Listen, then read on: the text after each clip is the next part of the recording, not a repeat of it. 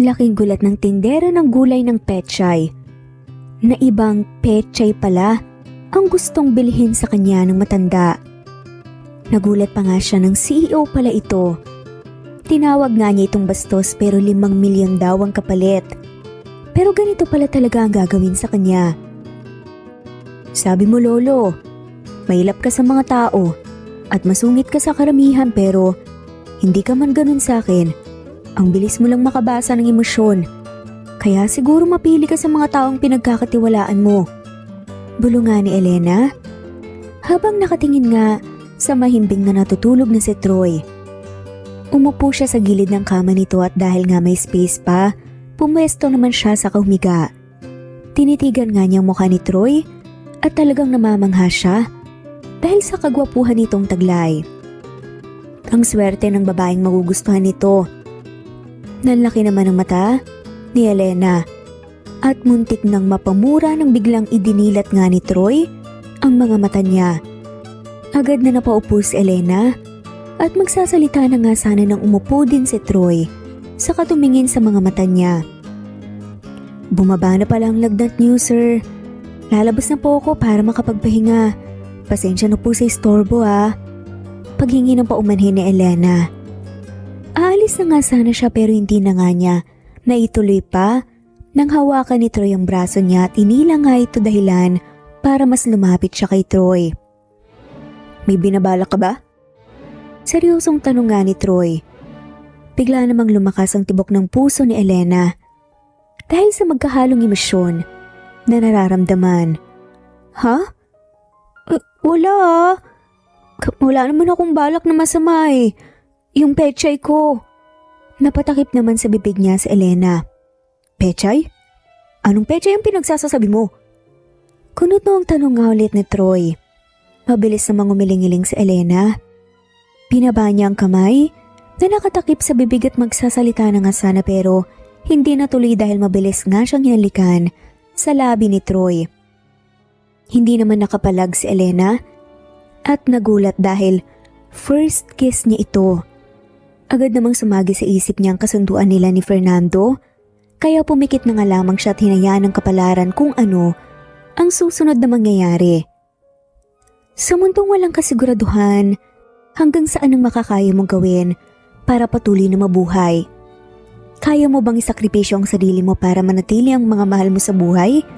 Kahit kapalit nito ay ang pagkatao mo?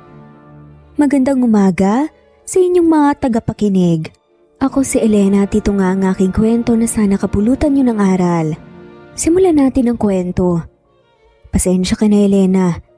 Hindi ka kasi nakapagtapos ng kolehiyo Kaya wala akong ibang trabaho na nakita para sa'yo. Si Aling Janice lang nakausap ko na naghahanap ng tindera sa palengke. Hindi na kasi niya maasikaso ang pwesto niya dahil lumalaki na rin ang farm ng gulayan niya. Sabi nga ng kaibigan ni Elena na si Clara. Ganun ba? Tatanggapin ko na lang yan, Clara. Kailangan ko ng pang-araw-araw na pagkukunan ng gastos Lalo na alam mo naman na nasa ospital ang nag-iisang kapatid ko. Kapag may racket kang nahanap na pwede ako, makikisuyo na rin ako pandagdag income. Tumango naman si Clara. Nag-usap pa nga sila sa tungkol sa kung kailan nga makakapagsimula si Elena at bukas na nga siya pwedeng magsimula sa pagtitinda. Matapos ang pag-uusap ay tumungo na nga lamang si Elena sa nag-iisang public hospital sa probinsya kung saan naka-admit ang nag-iisang kapatid niyang lalaki.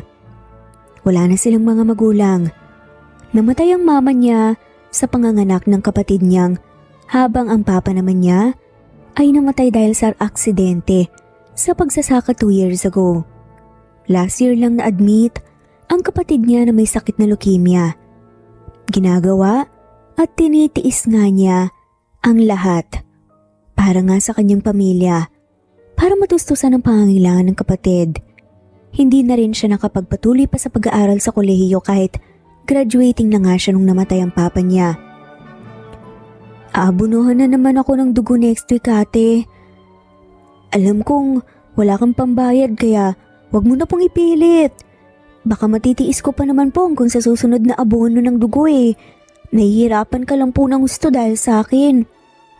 Pabulong na sad nga ni Henry, ang nakababatang kapatid ni Elena na nasa 15 taon pa lamang. Hinawakan naman ni Elena ang kamay ng kapatid. Kaya ko, Henry. Kaya ko pang maghanap ng pera para mapagaling ka pa. Konting tiis na lang. Gagaling ka at walang susuko sa ating dalawa. Ani pa nga nito. Tumango naman si Henry at gusto nga niyang magpalakas pa at ipakita sa atin niya na kaya niyang lumaban para kahit papaano ay maibsan ang pag-aalala nga nito. Pinapangako niya sa kanyang sarili na babawi nga siya sa atin niya kapag gumaling na nga siya. Kinabukasan tumungo nga si Elena sa palengke kung saan magsisimula na nga siya sa bagong trabaho niya na maging tindera ng pechay sa pwesto nga ni Aling Janice. Pechay lang ng gulay ang titinda nga niya sa tindahan. May mga bumibili rin naman ng mga suki dati si Aling Janice.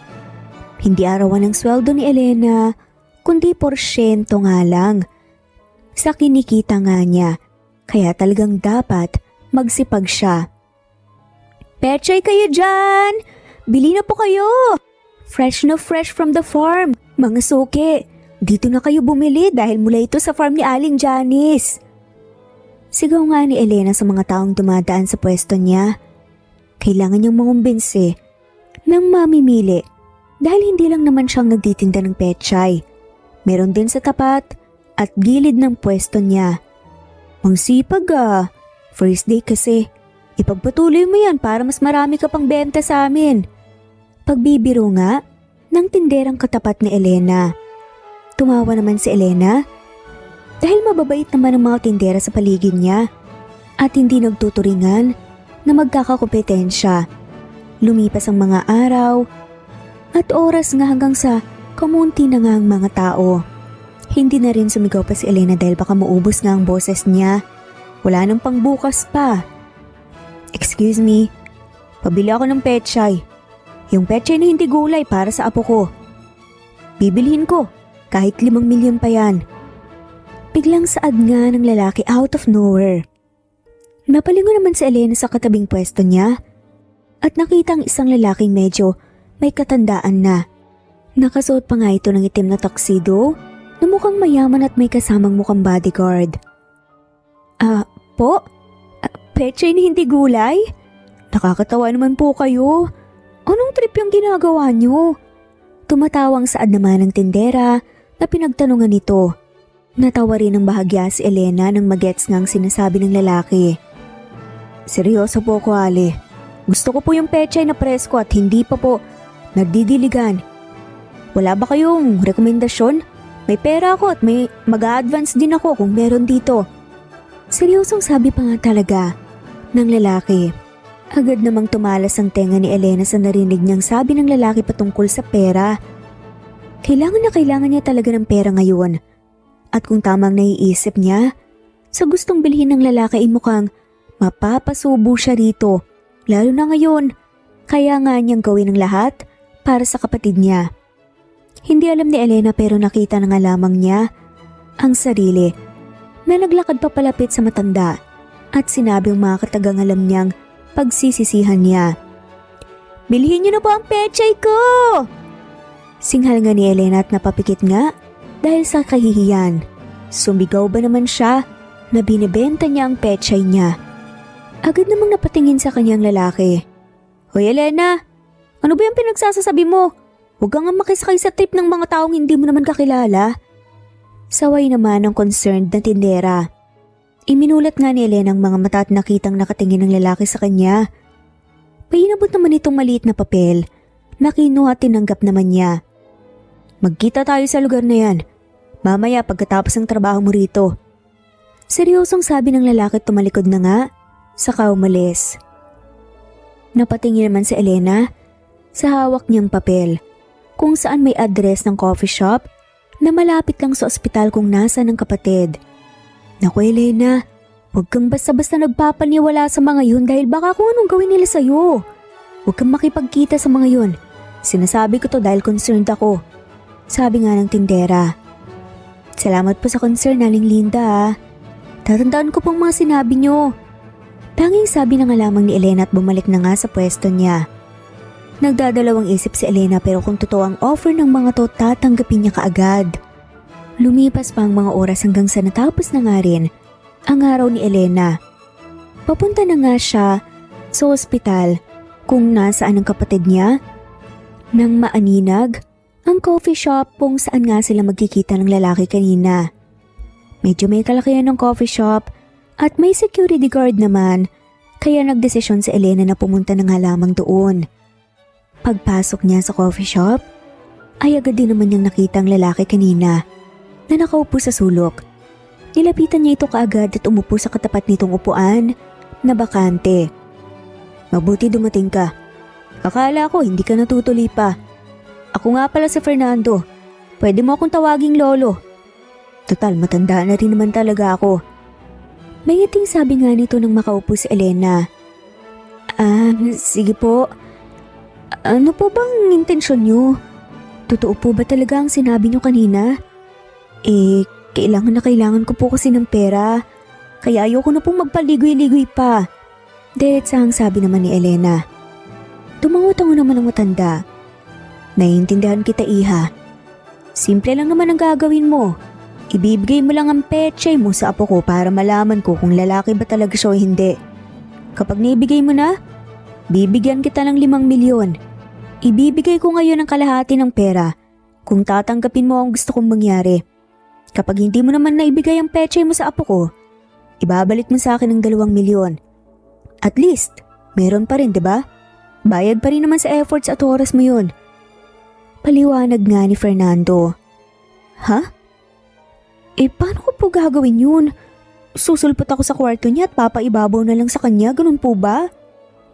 Medyo hininaan na nga lamang ni Elena ang mga sinasabi niya dahil may iba pang customer sa coffee shop at ayaw niya naman na marinig ng mga to ang mga pinag-uusapan nila.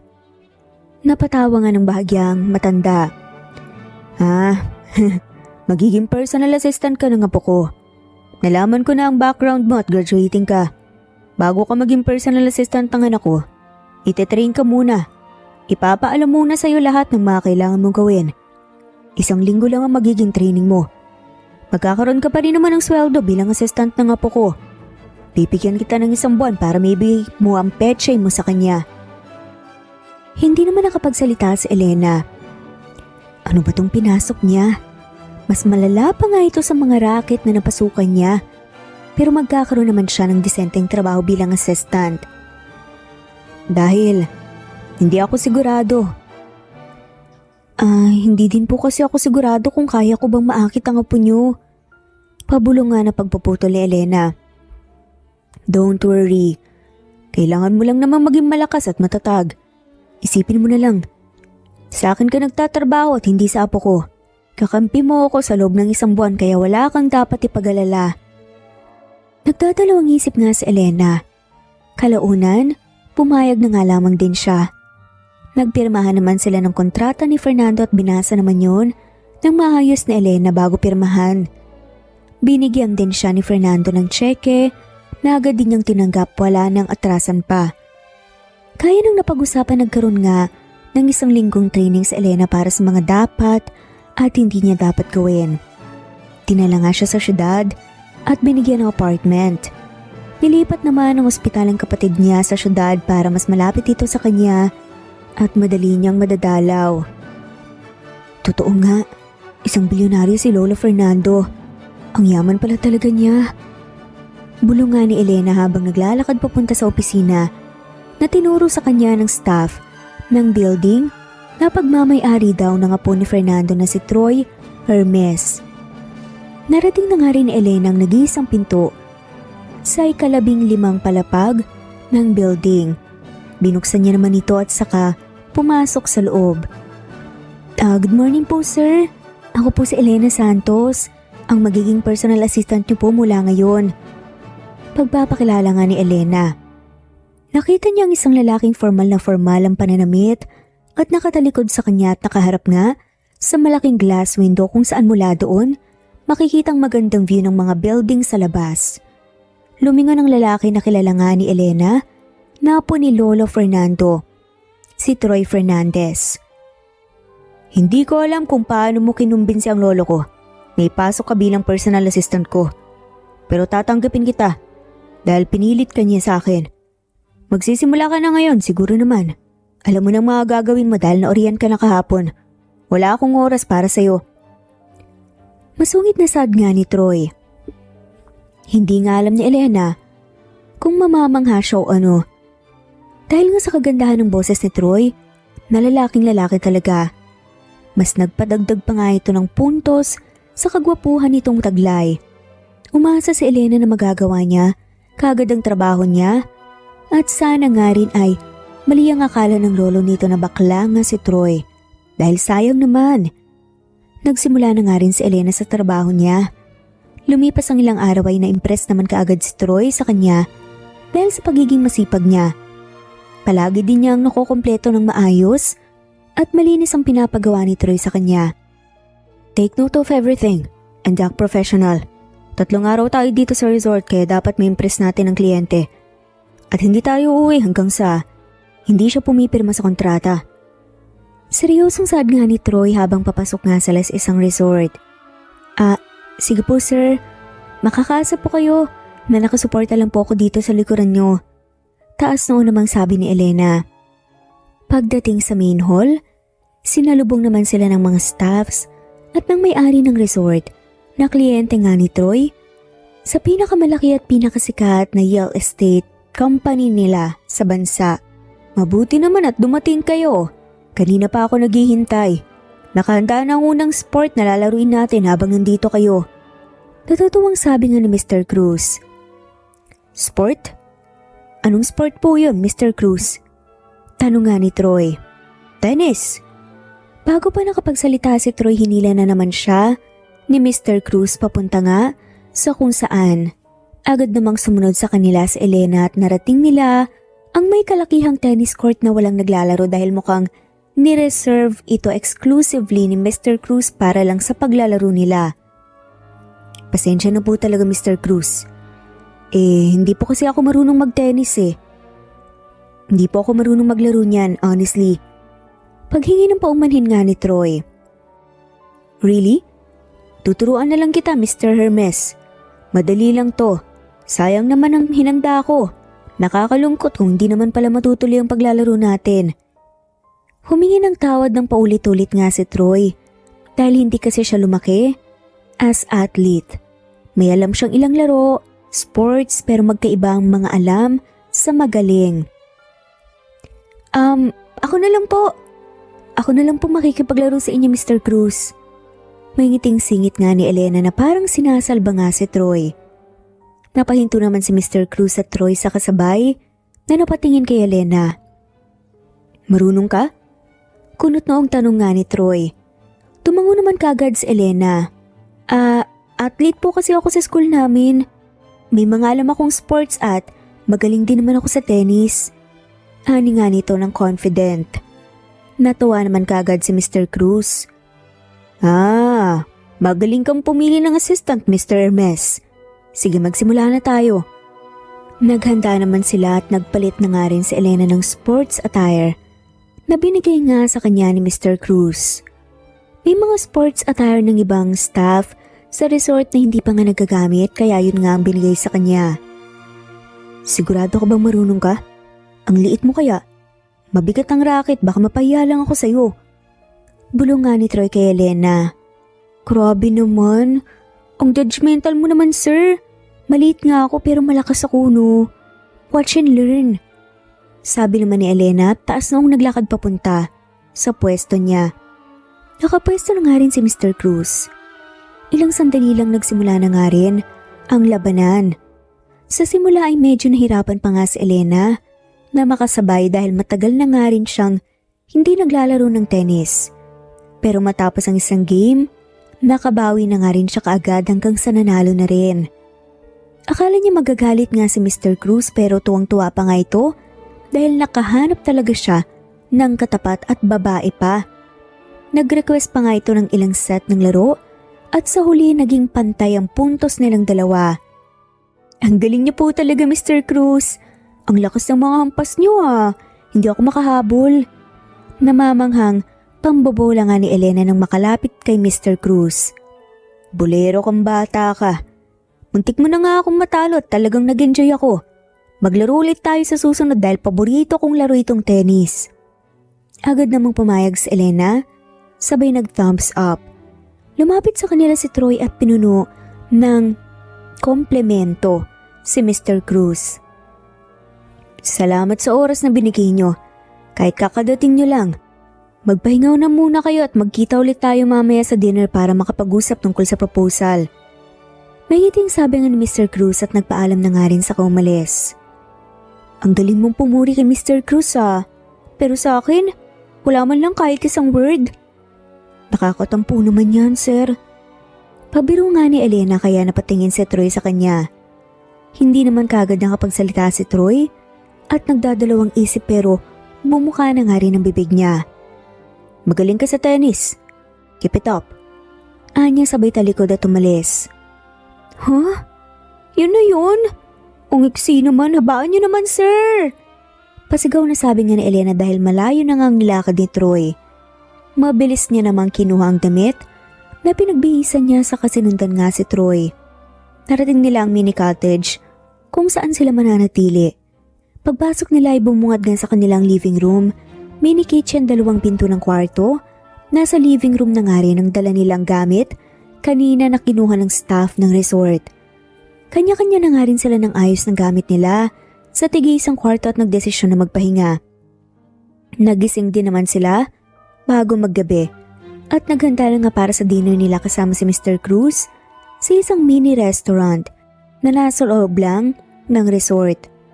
Maganda ang proposal mo, Mr. Hermes. Hindi ko yun itatanggi pero hindi. Kasi ako yung tipo ng tao na nagpapadalos-dalos sa mga desisyon sa buhay. Pag-iisipan ko muna ang gusto, ang mga pinaliwanag mo at saka tayo mag-usap ulit. Sa ngayon mag-enjoy muna kayo rito sa resort. Take it as my advance gift. Malapit ng birthday mo, di ba? Baka kasi hindi ako maka-attend sa birthday party mo. Sabi nga ni Mr. Cruz. Wala pong problema, Mr. Cruz. Take your time. And thank you very much sa pagpunta ninyo sa amin dito.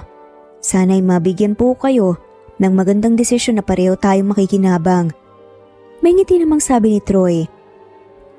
Tumangutang na nga lamang si Mr. Cruz at natutuwa sa pagiging maintindihin nga ni Troy. Tama nga ang mga naririnig niya tungkol dito.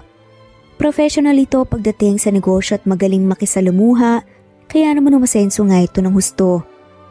Nagpatuloy ang dinner nila hanggang sa natapos na nga rin. Nagdesisyon na nga sila na maghiwa-hiwalay. Pabalik na nga si Elena at Troy sa house cottage nang umiba nga ang daan si Troy at tumungo sa dalampasigan. Sumunod na nga lamang si Elena sa kanya. Sir, may problema po ba? Panguusisa nga ni Elena nang makitang tahimik lang si Troy habang nakatanaw sa maalon na karagatan at madilim na kalangitan. Kahit pirma lang ni Mr. Cruz ang regalo niya sa birthday ko.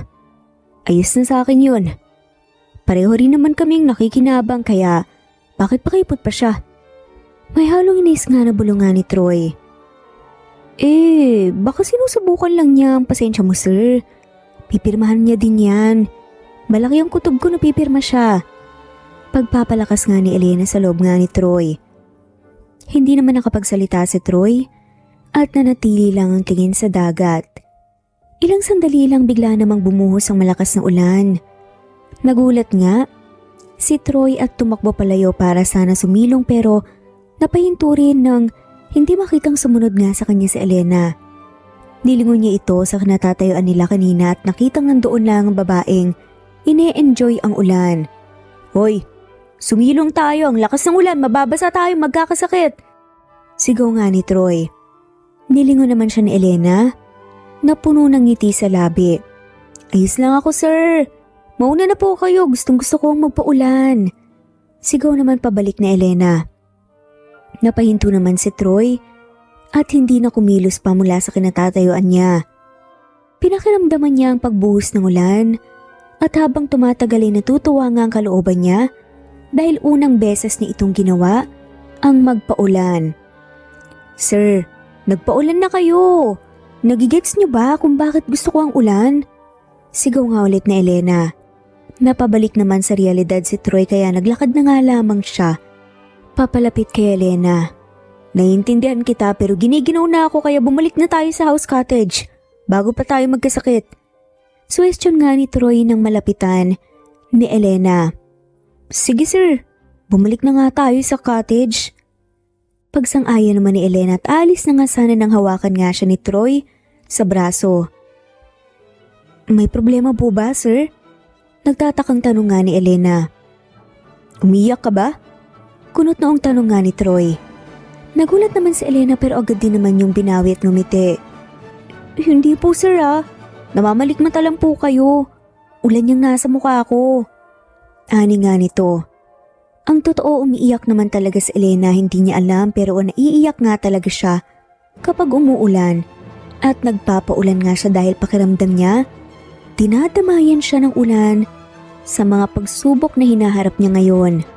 Naalala rin niya ang mga magulang niya at namimiss pero kailangan niyang tatagan ang sarili para nga sa kanilang dalawa ng kapatid niya. Hinila naman ni Elena ang braso niya mula sa pagkakahawak ni Troy at nauna nang naglakad.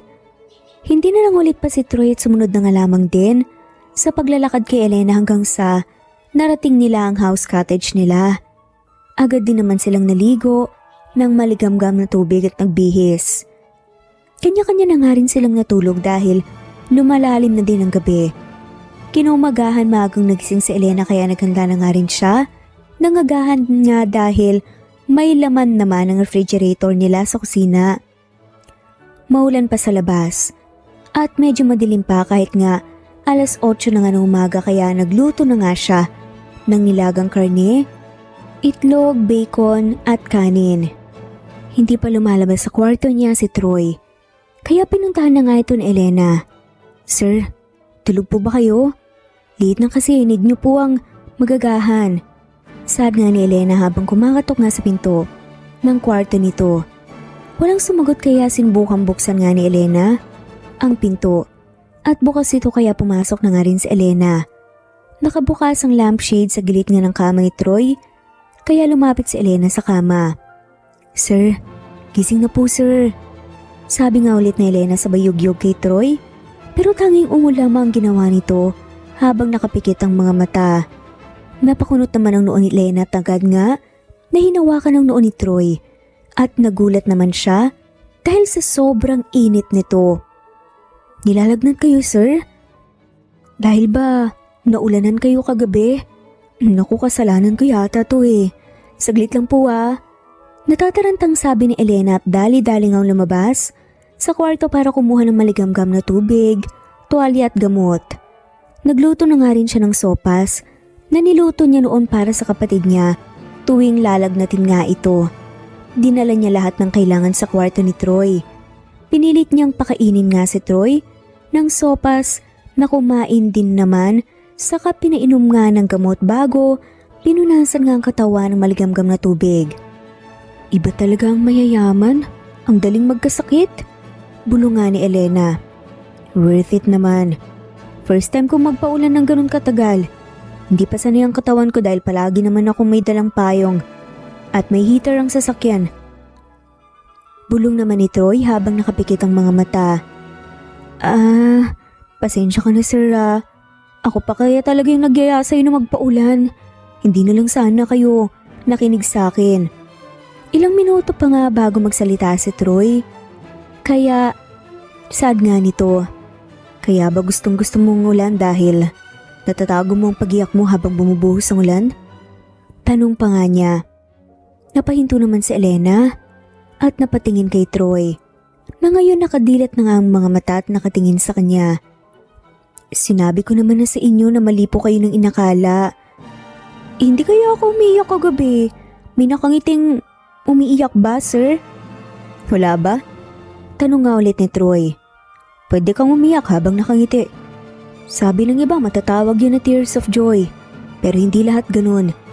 May umiiyak rin na nakangiti para itago ang totoong nararamdaman nila.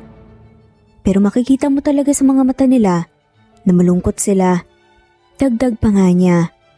Katahimikan naman ang namayani sa kanila nang hindi magsalita si Elena. Ilang sandali lang binalik na nga rin niya ang atensyon niya sa ginagawa niya. Ang drama niya naman sir. Ang dami niyong alam sa buhay Based on experience ba yung mga sinasabi niyo? Pag-iba nga niya ng usapan. Hindi naman sumagot si Troy at ipinikit na nga lamang mga mata. Hindi na rin nangulit pa si Elena at matapos punasan ng katawan nga ni Troy ng maligamgam na tubig ay aalis na nga sana siya nang pigilan naman siya ni Troy. Dito ka na muna hanggang sa makatulog ako. Wala namang nagawa si Elena kundi ang manatili sa kwarto ni Troy. Umupo na nga lamang siya sa isang upuan na hinila nga niya palapit sa kama ni Troy. Tahimik lang siya ng ilang minuto hanggang sa nakatulog nga ng tuluyan si Troy. Lumabas ang kwarto si Elena nang makaramdam ng gutom. Pagkatapos kumain naglinis din naman siya at binalikan nga si Troy sa kwarto. Sabi ng lolo mo mailap ka sa mga tao at masungit ka. Sa karamihan pero hindi ka naman ganun sa akin. Ang bilis mo lang makabasa ng emosyon kaya siguro mapili ka sa mga taong pinagkakatiwalaan mo. Bulong pa ni Elena habang nakatingin nga ng mahimbing sa natutulog na si Troy. Umupo nga siya sa gilid ng kama nito at dahil may space pa, pumwesto naman siya sa kahumiga. Tinitigan niyang mukha ni Troy at talagang namamangha siya dahil sa kagwapuhan nga nitong taglay. Ang swerte ng babaeng magugustuhan niya. Manlaki mga mata ni Elena at muntik na ngang mapamura nang biglang idinilat nga ni Troy ang mga mata niya. Agad na napaupo si Elena at magsasalita na nga sana siya nang umupo din si Troy sa katumingin sa mga mata niya. Bumaba na po palang lagnat niyo, sir. Lalabas na po ako para makapagpahinga kayo. Pasensya na po sa istorbo Paghingi ng paumanhin nga ni Elena. Aalis na nga sana siya pero hindi na nga niya naituloy nang hawakan ni Troy ang braso niya. At hinila ito dahilan para mas lumapit siya kay Troy. May binabalak ka ba? Seryosong tanong nga ni Troy. Bigla namang lumakas ang tibok ng puso ni Elena dahil sa magkahalong emosyon na nararamdaman. Ha? Hindi. Wala kaya akong masamang balak. Yung pechay ko. Napatakip naman ang bibig nga niya si Elena. Pechay? Anong pechay sinasabi mo? Kunot noong tanong nga ni Troy. Mabilis naman na umiling-iling si Elena. Binaba niya ang kamay na nakatakip sa bibig at magsasalita na sana pero hindi natuloy dahil mabilis siyang hinalikan sa labi ni Troy. Hindi naman nakapalag si Elena at nagulat dahil first kiss niya ito. Agad namang sumagi sa isip niya ang kasunduan nila ni Fernando kaya pumikit na lang siya at hinayaan ang kapalaran kung ano ang susunod na mangyari. Nagsimulang gumalaw ang bibig ni Troy na sinabayan naman ni Elena. Hindi siya marunong humalik at nahalata naman agad yun ni Troy kaya hindi siya tumigil hanggang sa matuto si Elena. Nagsimulang maglakbay ang mga kamay ni Troy sa katawan ni Elena hanggang sa naramdaman na lang ni Elena ang malambot na kama. Kalaunan ay nagpatuloy ang ginagawa nila at tuluyan ding may nangyari sa kanila at hindi lang isang beses. Si Troy ang nakauna kay Elena at hindi nagsisisi si Elena doon dahil iyon naman talaga ang kailangan niyang gawin para magtagumpay sa kasunduan nila ni Fernando ang isuko ang pechay niya sa apo nitong si Troy. Marunong ka palang magluto? Masarap Komento nga ni Troy matapos nga ang mahabang katahimikan na namayani sa pagitan nila ni Elena. Tuluyan nang bumaba ang lagnat ni Troy kaya nakalabas na siya ng kwarto at kumakain na sila ngayon ng hapunan ni Elena sa kusina. Walang nagbanggit sa kanila tungkol sa nangyari sa pagitan nila kanina lang sa kama. Kahit na nagulat si Troy na malamang virgin pa si Elena dahil may dugo sa kama, ay hindi na siya nag-react pa ng husto o nagtanong. Salamat naman at nagustuhan mo. Kain pa para mas gumaling ka. Tanging sabi nga ni Elena. Kanina pa pinipigilan ni Elena ang sarili niya. May gusto kasi siyang itanong kay Troy na parte ng deal nila ng lolo niya. Parang may gusto kong sabihin Biglang tanong nga ni Troy nang mahalata na hindi mapakali sa Elena. Gusto ko lang itanong. Curious lang talaga ako, sir. Hindi ko po pala natatanong to dati pa. Hindi ka po pala bakla? Narinig ko kasi sa mga chismis na bakla ka daw kaya hindi ka pumapatol sa mga babae at hindi kailanman nagkaroon ng girlfriend since birth. Tumawa naman ang mahina si Troy. Yun ba? Naririnig ko na rin ang mga chismis na yan. Actually, nagkaroon ako ng fiancé. Noon, dahil pinipilit talaga ako ni Lolo na makipagrelasyon. He set me up with someone and I really did my best para mahulog pero hindi ko talaga kaya magkaroon ng feeling sa babaeng sinet up lang niya. Kaya hindi rin maging maganda ang naging katapusan. Pagkukwento nga nito, tumango-tango naman si Elena at hindi na rin nagtanong pa. Pagkatapos kumain, ay nanood muna sila ng palabas sa living room kung saan may malaking television bago nagpasya na matulog na. Kinabukasan, nagyaya naman ulit si Mr. Cruz na maglaro ng ibang sport gaya ng basketball, badminton, at golf. Naglaro na rin si Troy kahit na hindi siya magaling habang si Elena naman ay nakisali rin at manghang-mangha dahil may mga sports pala sa resort. Lahat sila ay nag-enjoy hanggang sa sumapit ang lunchtime. Sabay na rin silang kumain lahat sa restaurant kung saan sila nag-dinner. May mga iilang customer naman sa paligid at mga taong nagbabakasyon sa resort dahil open naman ang resort pero by schedule ito at pili lang ang pinapapasok ni Mr. Cruz na kadalasan ay maimpluwensyang tao at mayaman kagaya niya. I have decided na pirmahan ng kontrata sa isang kondisyon. Saad nga ni Mr. Cruz. Ano pong kondisyon, Mr. Cruz? Gagawin ko lahat para sa kondisyon na gusto nyo. Taas noon namang sabi ni Troy. Ngumiti naman si Mr. Cruz. Birthday mo na next week. Gusto ko sana na instead akong pumunta, ang inaanak ko, ang papupuntahin ko. Nagmakaawa siya sa akin na maka-attend sa party mo and since hindi naman ako makakapunta, siya na lang ang papapuntahin ko. Papayag ka naman siguro doon dahil kilala mo naman siya. Ani pa nga nito. Talaga? Sino? Kunot noong tanong nga ni Troy. Si Natalie. Kilalang kilala mo siya, di ba? Nag-iba naman ang reaksyon sa mukha ni Troy at nawala ang ngiti sa labi niya. Hindi na nagsalita pa si Mr. Cruz at agad na pinirmahan ang kontrata na nasa harapan niya.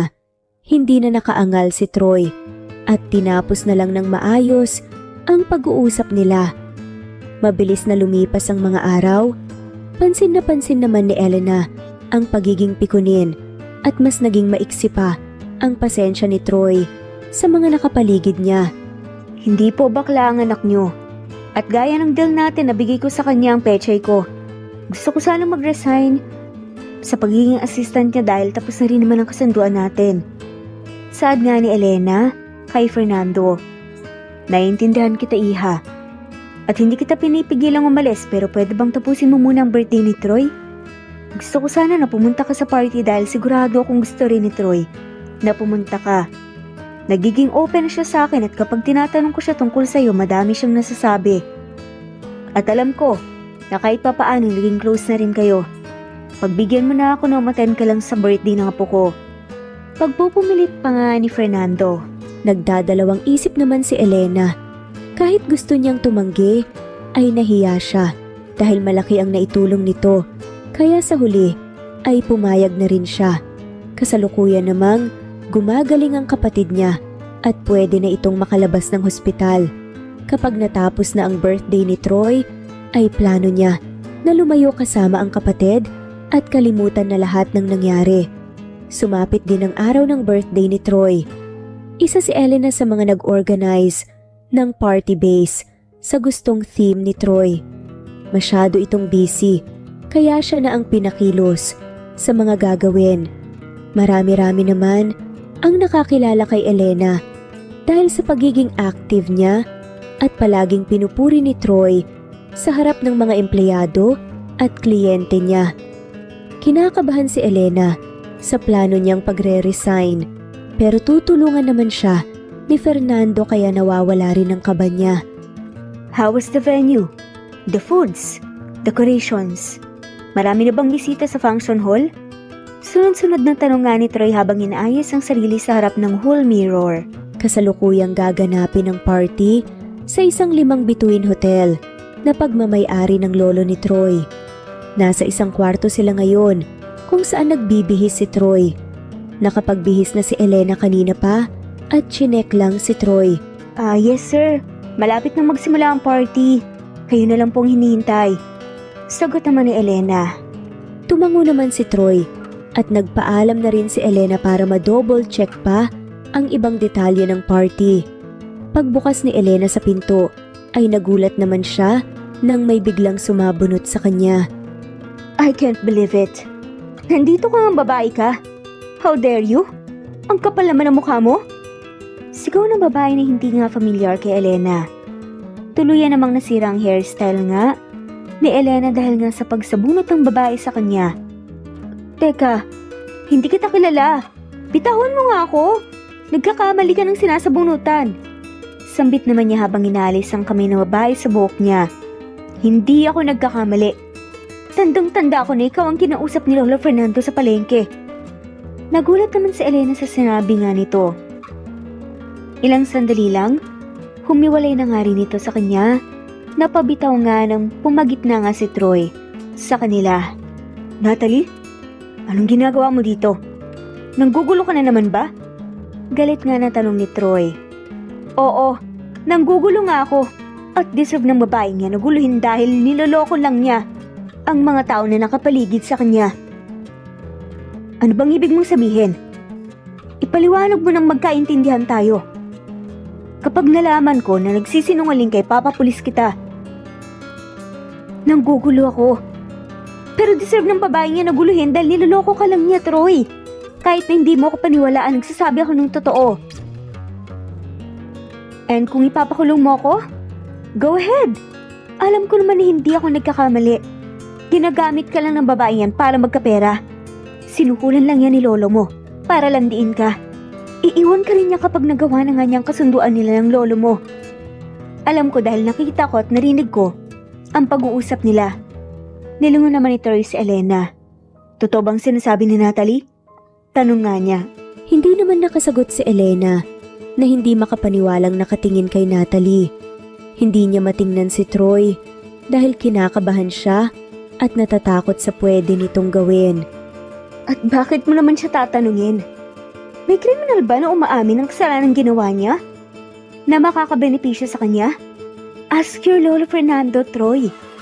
Kaya ako nagmakaawa kay Ninong na makapunta dito para ipaalam sa iyong totoo. Hindi mo kasi ako pinapalapit sa iyo. Tignan mo ako sa mata, Elena. At sabihin mo sa akin ang totoo. Seryosong saad na nga ni Troy. Dahan-dahan na manginangat ni Elena ang tingin kay Troy. Puno ng pagkadismay ang mga mata niya. Sorry, wala naman akong intensyon, Troy eh. Hayaan mo ako magpaliwanag. Magpaliwanag? Kahit gaano pa kaganda ang intensyon mo, sa tingin mo mabuti pa rin ang manloko at magsinungaling? Unti-unti na kitang pinagkatiwalaan ay opened up to you. Nakuha mo ng loob ko. Sabihin mo, may totoo ba sa mga pinakita at sinabi mo sa akin? O lahat ng yun ay parte ng kasinungalingan at pagpapanggap mo? Umiling-iling si Elena.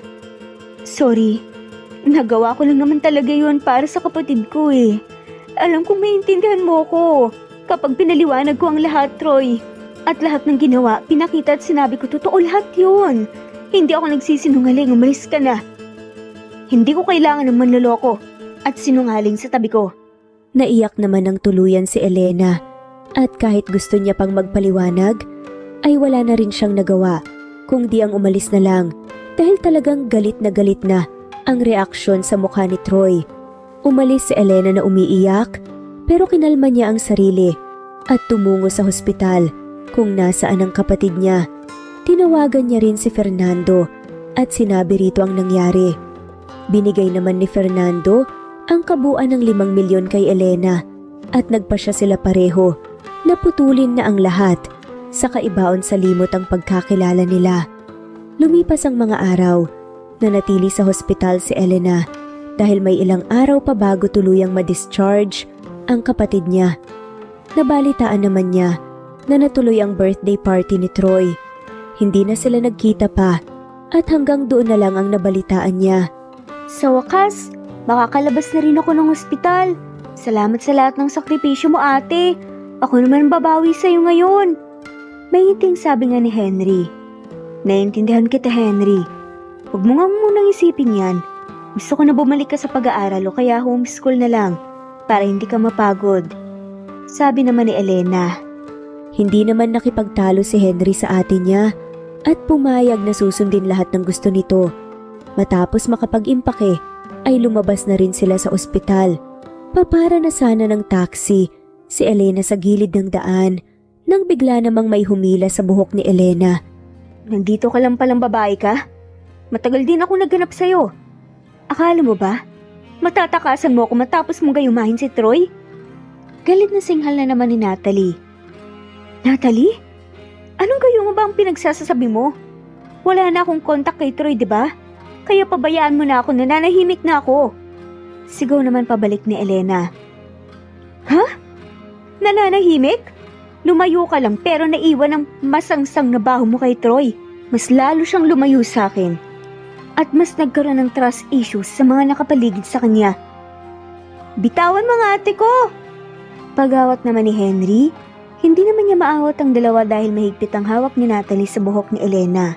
Hindi naman nagpahuli si Elena at sinabunutan din pabalik si Natalie. Masakit na ang anit niya pero buong puwersa niya pa ring hinila ang buhok ni Natalie dahilan para mapahiyaw ito sa sakit. Akala mo hindi kita papatulan? Kung may problema ka kay Troy, siya ang lapitan na tawayin mo. Wag ako. Singhal nga ni Elena.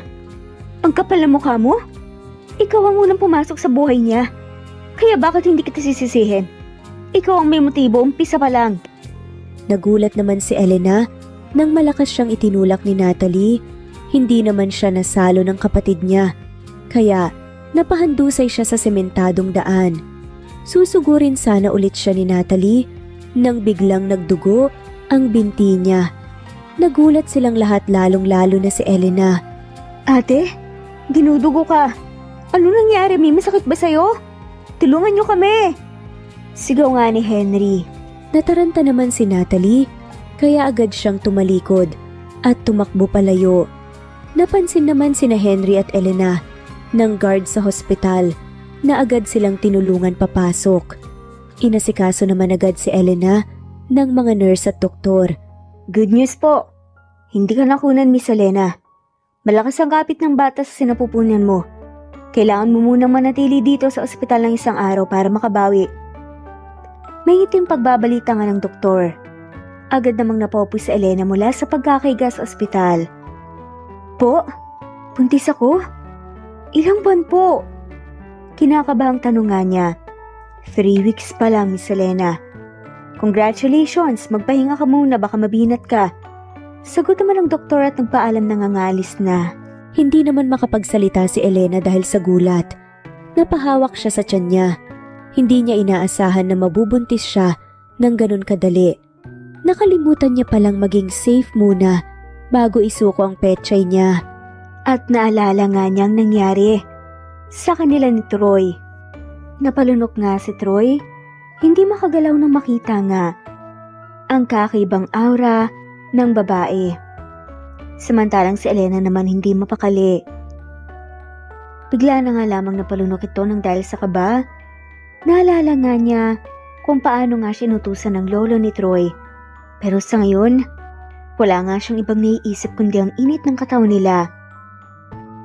Hindi na nga nakayanan pa ng lalaking kanyang nararamdaman at bigla na nga lamang hinagkan ang babae. Nung una marahan lamang pero nang tumagal ay mas naging mapangahas na nga and passionate ang halikan nilang dalawa. At kahit wala pa ngang experience ang babae sa ganito, nakipagsabayan naman siya sa ginagawa ni Troy. Hindi na nga niya napigilan ang kanyang sarili. Agad nga hinila ni Troy si Elena patayo at inihiga sa kama. Inalis nga ni Troy ang pang-itaas nito at ganun din siya. Lumabas nga ang pagkasabik nila sa isa't isa. Lalo na't matagal na nga rin namang hindi ginagawa ni Troy ito.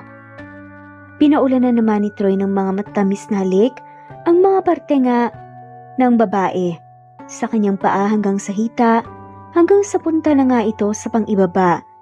Hindi alam ni Elena kung saan ito kakapit para kumuha ng lakas. Kakaibang saya nga ang pinaparamdam sa kanya ni Troy sa mga oras na yon. Napakaramdam niya ay siya ay mahihimatay o mawawala ng malay. At heto na nga't inaangkin ng pechay niya. Napangisi na nga lamang si Troy nang marinig nga si Elena na sinisigaw nga ang kanyang pangalan ng paulit-ulit. Nang napansin naman ni Troy na malapit na ngang magawan ng paraan na makapag-adjust ang babae dahil first time niya, itinigil na nga muna nito ang ginagawa niya at pumosisyon nga ng mas maayos. At sinadya na talagang bitinin muna ito nang sa ganun ay mas maging sabik sila sa isa't isa. Napakagatlabi na nga lamang si Elena at nasubukan na nga niya ang laki nga nito, ngunit pakiramdam niya kayang-kaya naman siya ng loob niya. Napamura na nga lamang si Troy. Hindi niya inakala na ganun pala ang kanyang pagkasabik kay Elena. Hindi lang dahil sa lust o libog, kundi dahil may kakaiba na nga rin siyang nararamdaman. Nang nasanay na nga si Elena, unti-unti na nga nitong ginawa hanggang sa punta na nga sila sa climax. Malambing na nakatulog nga silang dalawa matapos ang kanilang ginawa. At muling hindi na nga pinag-usapan pa yon. At napunta na nga sa kasalukuyan ng isip ni Elena nang biglang, "Buntis ka, ate? Paano nangyari yun? Wala ka namang boyfriend, diba? Sino nga man yan?" Nagugulhang tanong nga ni Henry na kanina pa nga nakikinig sa kanila. "Ha? Wag mo nga muna akong kulitin sa tanong mo." Nanghihinang sabi naman ni Elena bago bumalik sa pagkakahiga. Pakiramdam niya sobrang napagod nga siya sa nangyayari. "Ano man pong desisyon niyo, susuportahan kita, ate." Hindi naman nagsalita pa si Elena at pinikit na lang ang mga mata. Nag-iisip siya ng mga pwede gawin. Ayaw niya naman na ipalaglag ang bata sa sinapupunan niya at kahit sabihin niya ito kay Fernando, ano ang susunod? Baka itakwil lang siya nito, lalo na't wala sa plano na magpabuntis siya. Ito na yata ang karma sa kamaliang desisyon na pinili niya. Kahit ganon ay hindi niya naman sinisisi ang bata sa sinapupunan niya dahil wala itong kamuwang-muwang. Kasalanan niya, sarili niya ang sinisisi niya sa mga nangyayari dahil masyado siyang nasilaw sa pera. Pero mali ba talaga ang ginawa niya? Nagawa niya lang naman iyon dahil kailangan at para sa kapakanan ng kapatid niya. Lumipas pa ang mga araw at linggo. Nakabili ng katamtamang bahay si Elena para sa kanila ng kapatid niya. Inaalagaan nila ang isa't isa at gaya ng napagplanuhan ay pansamantalang nasa homeschooling si Henry.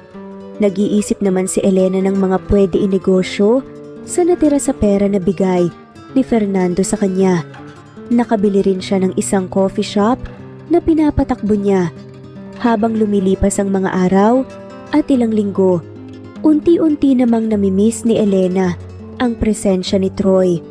Pabago-bago rin ang emosyon niya at nalaman niya na dala raw ito ng pagbubuntis niya. Gustong-gusto niyang makita ang mukha ni Troy sa personal at sa tuwing tinitingnan niya ang picture nito ay naiiyak na lang siya. "Henry, kanina pa may nagdo-doorbell, buksan mo nga ang pinto," utos nga ni Elena. Sumunod din naman ito at lumabas na. "May naghahanap sa'yo, ate." Napalingon naman si Elena sa may pinto at agad na napatayo mula sa pagkakaupo ng magulat nga sa nakita niyang pumasok sa bahay nila. "Ano pong kailangan niyo?" Kinakabahang tanong nga ni Elena. Dahan-dahan namang lumapit si Fernando sa kanya at napatingin sa tiyan niya na lumalaki na. 7 buwan na ang tiyan ni Elena kaya talagang kitang-kita na ang laki nito. "Buntis ka? Sino nga man ang dinadala mo? Si Troy ba?" Hindi makapaniwala at diretsong tanong nga ni Fernando. Hindi naman kaagad nakapagsalita sa Elena. "May magbabago po ba kung oo ang isasagot ko? Huwag niyo na po akong alalahanin dahil maayos naman po ang sitwasyon ko ngayon. Labas na po kayo sa pagbubuntis ko at kaya ko pang alagaan at palaki ng mag-isang pinagbubuntis ko." "Anong ginagawa niyo dito? May kailangan po ba kayo sa akin?"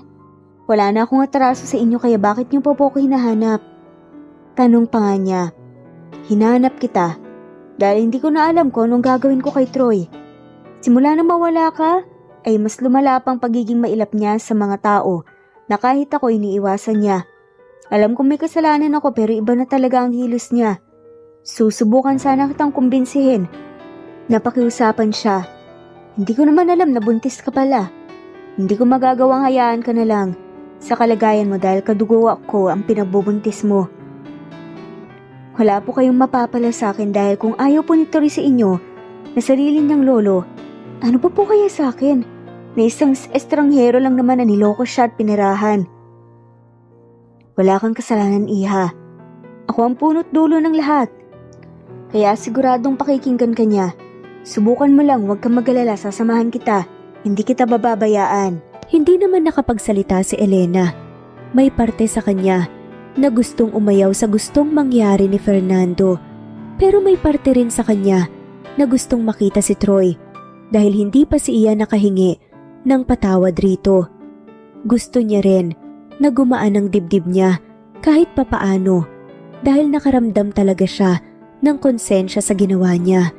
Hindi siya umaasa na tatanggapin ni Troy ang paghingi niya ng tawad pero gusto niya pa ring humingi ng tawad. Kalaunan ay pumayag din si Elena na dalhin siya ni Fernando sa bahay nila. Sumama naman ang kapatid niya para makasiguro na magiging maayos ang kalagayan niya na hindi naman kinontra ni Fernando. Manang Gina, nakita mo ba si Lolo? Kanina pa akong naghahanap sa kanya dito sa bahay. May pag-uusapan pa kami tungkol sa negosyo. Saad nga ni Troy habang pababa ng hagdan mula sa ikalawang palapag ng bahay nila. Bago pa tuluyang makababa si Troy, ay napahinto naman siya nang makita ang pagpasok ni Fernando sa main door ng bahay nila. Nagulat siya nang makitang sumunod na pumasok si Elena na may kasamang batang lalaki. Ang mas ikinagulat niya ay ang makita na malaki ang tiyan ni Elena. Nandito na ako, Apo. May pinuntahan na ako kaya nawala ako saglit. Sabi naman ni Fernando. Anong ginagawa ng babae yan dito? Siya ba ang pinuntahan niyo, Lo? At dinala niyo pa talaga siya rito? Galit na sabi nga ni Troy.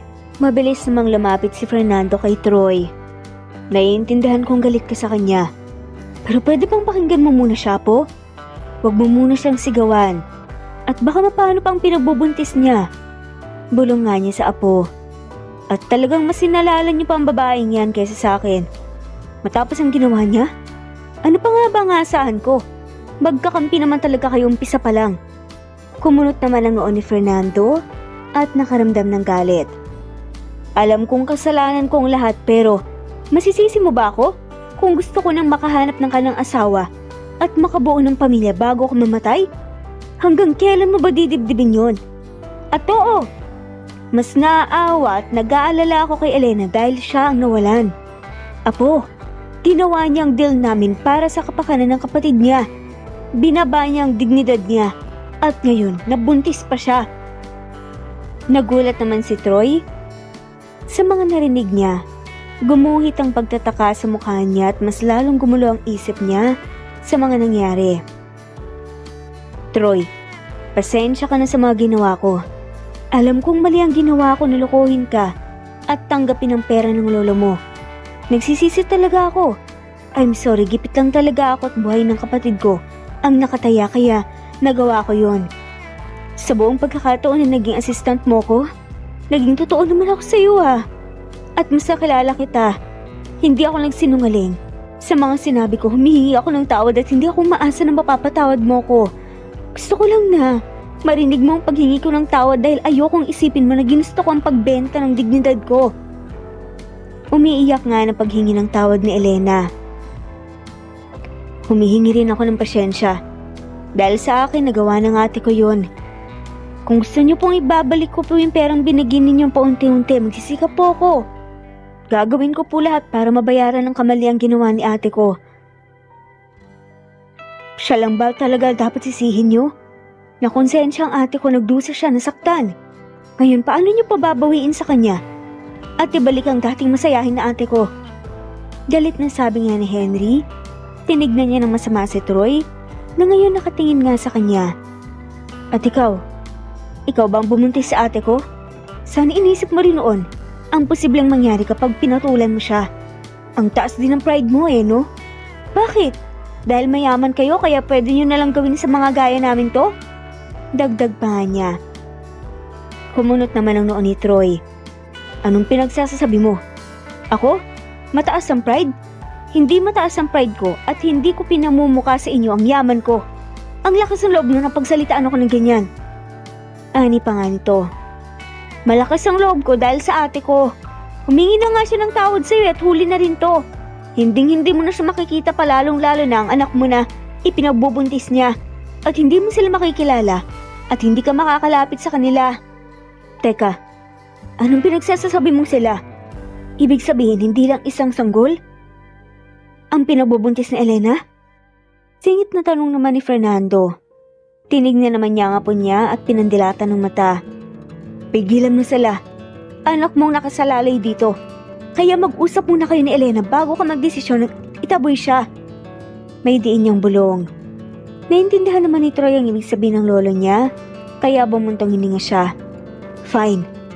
Tanging saad na nga lamang niya at naglakad na nga pababa ng hagdan. Tumahan na nga rin sa pag-iyak sa Elena. At hindi nga rin niya alam kung anong ire-react niya. Stay here for a while. Mag-uusap tayo.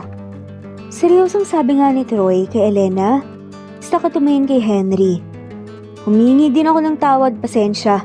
Kung sa tingin mo may kasalanan ako sa nangyari, kumain ka muna ng Shiko ice cream para lumamig ang ulo mo. Ani nga nito.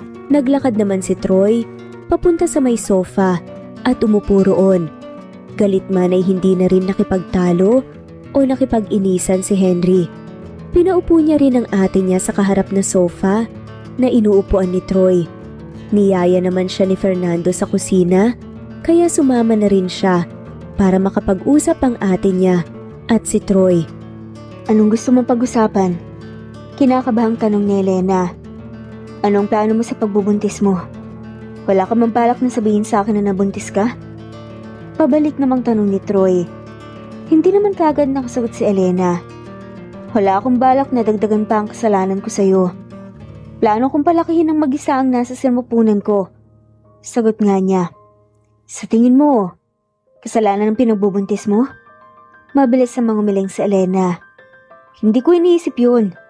At hindi ko rin sinisisi ang pinagbubuntis ko sa maling ginawa ko.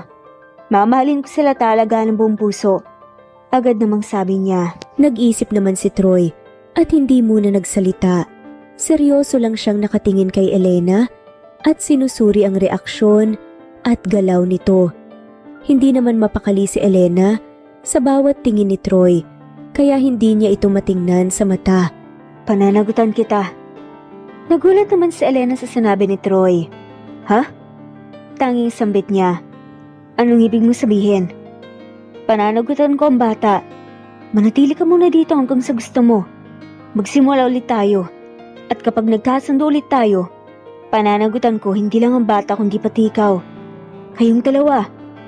Paglilinaw nga ni Troy. Hindi mo naman kailangan gawin yon. Kung naawa ka sa akin, pwede mo namang ibigay ang kalahati ng kustudiya mo sa bata. Hindi mo na kailangan pang gawin to sa akin. Hindi ako naaawa sa'yo. May di namang sabi ni Troy. Sabay sabi pa nga nito, mag-impake ka na. Isama mo na lang din ang kapatid mo dito para may makakasama ka. Ako nang bahala sa lahat ng gastusin. Hanggang sa nandito ka sa pamamahay ko. At hindi mo magiging utang loob na yon. Dagdag pa nga niya sa katumayo. Hindi na nakapagsalita pa si Elena dahil iniwan na siya ni Troy sa sala. Naguguluhan siya at nalilito pero pinakalma niya pa rin ang sarili. At kahit nagdadalawang isip pa siya, minabuti na lang niyang sundin ang gusto ni Troy. Gaya ng gusto nito ay nanatili nga si Elena at Henry sa bahay nila. Natuwa naman si Fernando doon at excited sa pagbubuntis ni Elena, lalo na nang malaman na kambalang pinagbubuntis nito. Lampin, baby clothes, diapers, essentials, ano pa bang mga dapat na kailangan sa panganganak? Tanong nga ni Troy habang busy nga sa ginagawa niyang paglalagay ng mga gamit panganak sa isang may kalahating bag. Kasalukuyan siyang nasa kwarto ni Elena sa guest room nila na nasa sala. Hindi niya pinatulog sa ikalawang palapag si Elena kung saan may iilang kwarto dahil baka mahirapan ito sa pag-akyat baba ng hagdan. Kabuwanan na rin ni Elena kaya naghahanda na si Troy sa mga kailangan nito sa panganganak. Sakto na lahat yung inimpake mo. Tanging sabi naman ni Elena. Nitong mga nakaraang araw ay naging maayos naman ang komunikasyon nila ni Troy. Naging maalaga si Troy sa kanya at palagi siyang pinagtutuunan ng pansin. Noong una ay nahihiya pa si Elena pero kalaunan ay nasanay din siya at naging komportable rin sila sa isa't isa. Sige, nakahanda ng bag na to para sa panganganak mo. Alis muna ako dahil may kailangan akong asikasuhin sa kumpanya. Babalik ako kaagad. Hintayin mo na lang si Lolo at ang kapatid mo na namili ng kinikrave mong cake. Nandito naman si Manang Gina. Bilin nga ni Troy. Tumango naman si Elena at hinayaang umalis na si Troy. Lumabas siya sa kwarto niya at nanatili sa sala. Makalipas ang ilang sandali ay bigla namang tumunog ang doorbell ng bahay. Tumayo naman si Elena at tiningnan yon dahil busy si Manang sa kusina na naghahanda ng hapunan nilang lahat. Paglabas pa lang ni Elena sa main door ay gulat naman siya nang makita ang papasok sa gate na si Natalie. Paano ka nakapasok? Kinakabahang tanong nga ni Elena. Anong ginagawa mo dito sa bahay ni Troy? Singhal ni Natalie at napatingin nga sa tiyan ni Elena. Buntis ka? Si Troy ba nga ma? Ang kapal na mukha mong babae ka.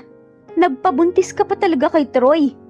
Sigaw ni Natalie. Tatalikod na sana si Elena at sisigaw ng tulong pero hindi niya nagawa nang hilain ng malakas ni Natalie ang buhok niya. Agad naman siyang napasigaw sa sakit at hindi nakapalag. Bitawan mo ko! Wala akong ginagawang masama sa'yo! Sigaw ni Elena. Wala ba talaga?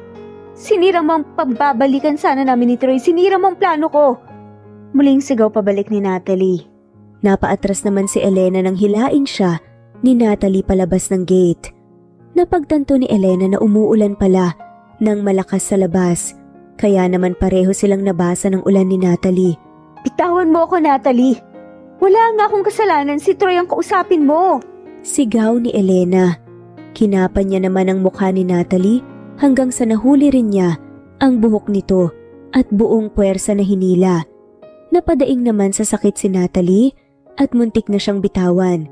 Nakaramdam na ng sakit sa likuran at tiyan niya si Elena. Lumalamig na rin ang pagpatak ng ulan sa balat niya. Basang-basa na siya pero sa loob-loob niya ay hindi siya magpapatalo kay Natalie. Matapos ang ilang sandali ay bigla naman silang may naaninag na maliwanag na ilaw. Nakarinig din sila ng busina ng kotse. Dali-dali namang bumitaw si Natalie sa pagkakasabunot kay Elena. Hindi pa tayo tapos. Gagawin kong lahat para maging miserable ang buhay mo. Pulungan ni Natalie kay Elena bago tumalikod at tumakbo papunta sa isang kotse na nakapark sa unahan. Umalis din ito at hindi na nga nakahabol pa nang kadarating nga lang na si Troy. Ayos ka lang ba, Elena? Nag-aalalang tanong nga ni Troy. Hindi naman sumagot si Elena at napaiyak na lang sa nangyari. Dali-dali naman siyang inilalaya ni Troy papunta sa kotse at dinala siya nito sa hospital. Babalik sana si Troy sa bahay dahil nakalimutan niya ang papeles na dadalhin sana niya sa opisina niya nang maabot niya sina Elena at Natalie na nagsasabunutan sa gitna ng daan at ulan. Pagdating nila sa hospital ay inasikaso din naman si Elena ng doktor. Binalitaan din ng doktor si Troy na safe naman ang mga sanggol sa sinapupunan ni Elena kaya nakahinga rin siya ng maluwag. Stable na rin ang kalagayan ni Elena at kailangan lang na magpahinga. Manatili ka muna dito sa ospital hanggang sa mga anak ka. Hahanapin ko naman si Natalie para panagutin ang ginawa niya. Seryosong sabi nga ni Troy kay Elena na kasalukuyang may mali na at nakahiga na nga sa hospital bed. Anong binabalak mo? Tanong nga ni Elena, na halatang nanghihina pa. Kahit pa paano gumaan nga ang puso niya nang malaman na hindi nalagay sa kapahamakan ng pinagbubuntis niya. Ako nang bahala sa bagay na yon. Magpahinga ka na muna. Medyo nagulat naman Elena at biglang bumilis ang tibok ng puso niya. Alam niyang hindi siya kinakabahan. Magsasalita pa sana si Elena pero hindi rin natuloy nang pumasok sa loob sina Henry at Fernando na puno ng pag-aalala ang mukha. Sinabi nila sa dalawa ang detalye sa nangyari at handa namang tumulong si Fernando na hanapin si Natalie. Si Henry na ang nanatili sa tabi ni Elena sa hospital. Makalipas ang ilang araw ay sumapit naman ang pinakahihintay ng lahat, ang panganganak ni Elena. Tagumpay na naisilang ni Elena ang kambal na lalaki. Tuwang-tuwa ang lahat at natuwa na rin si Elena kahit nakamukhang kamukha ni Troy. Ang kambal, alagang-alaga naman siya ni Troy sa hospital na talagang pinagmamalaki ang pagkakaroon nito ng anak. Masyado mo nang ini-spoil ang ate ko kuya. May bala ka bang pakasalan siya?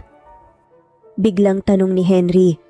Nagkakasundo na sila ni Troy kaya tinatawag na niya itong kuya na ayos lang din naman kay Troy. Napahinto naman ang lahat sa ginagawa nila.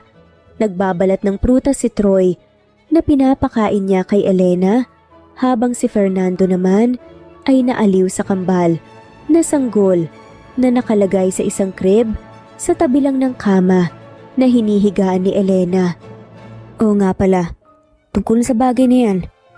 Naisip ko na bakit hindi na lang kayo magkasundo na magpakasal? Naumpisahan niyo naman ang pagkakilala sa isa't isa. Kaya panindigan niyo na, lalo na ngayong may mga anak na kayo. Switch naman ni Fernando na suportadong-suportado nga na magkatuluyan ng dalawa.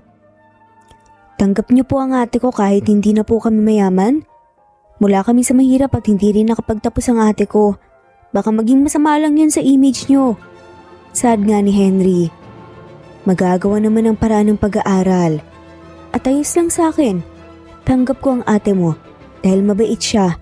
Pero nasa sa kanilang dalawa pa rin ang desisyon.